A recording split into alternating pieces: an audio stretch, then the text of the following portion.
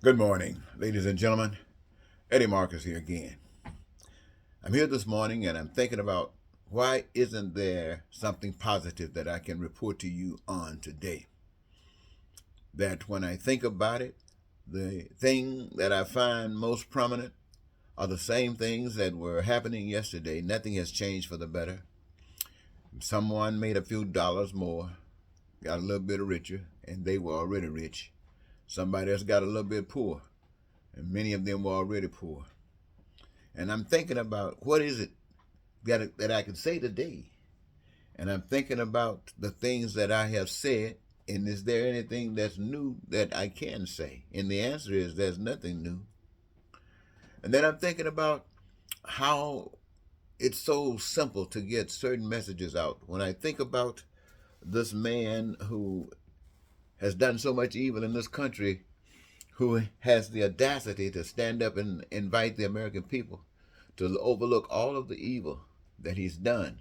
That he's done it in the name of making America great again. He's done it in the name of white supremacy. He's done it in the name of making sure that white people be able to control wherever they are and do and exercise whatever they have to in order to maintain that.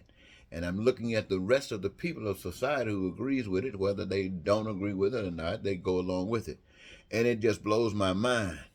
And I heard somebody ask the question, or should I say, I saw on a tube where Morgan Freeman was doing the narration, I believe, or making some statements in relationship to evil. And the subject matter was, why does evil exist? And the first thing crossed my mind without even thinking is, it exists because he can.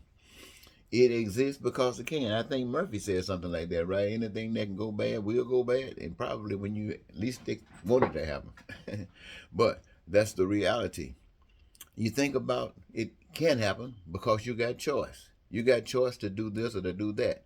But there are probably too many things that you can do in choice that would just take you straight down some path you really would regret. But very few that would take you down the path that you'd be excited about and thankful, even though you might not have been thankful while you were taking that path.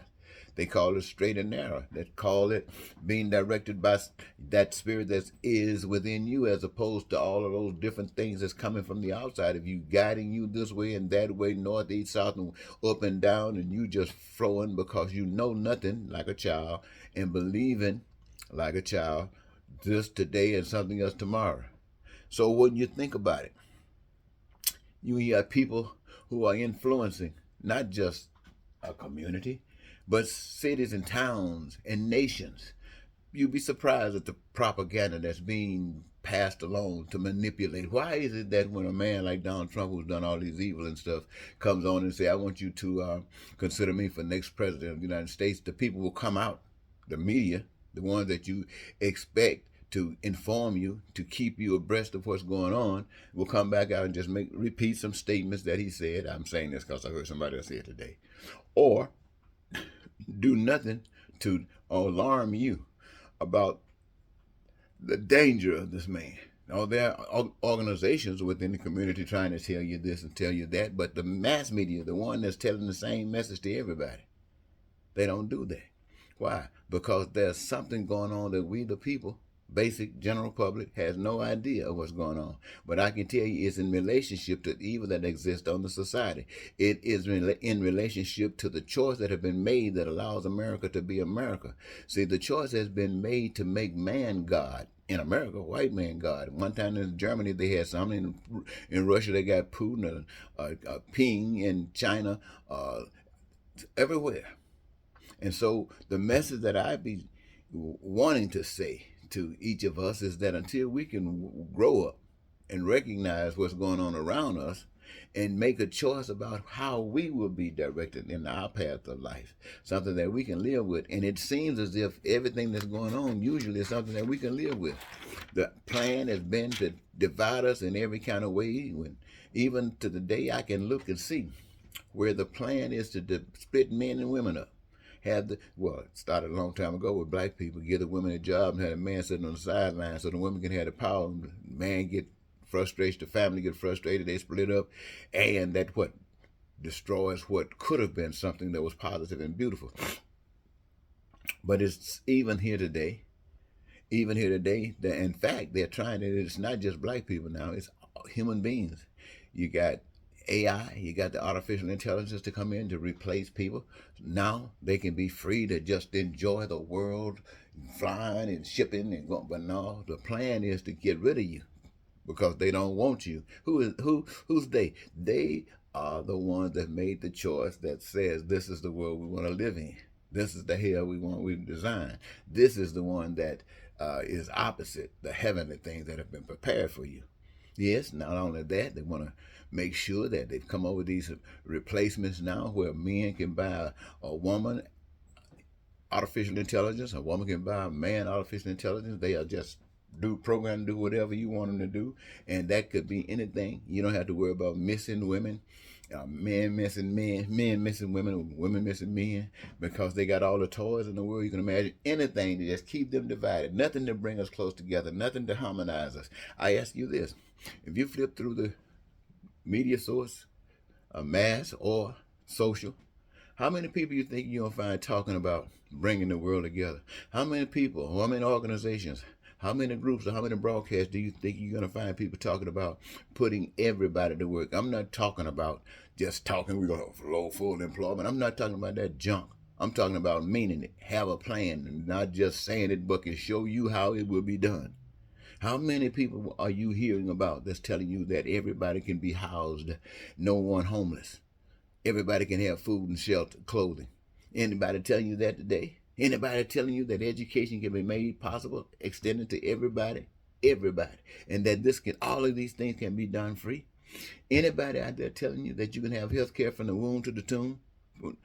And all of this done free? Is anybody saying, hey, anybody asking any questions? How can this be done? No, you're just looking at it like it's the most foolish and dumbest thing you ever heard.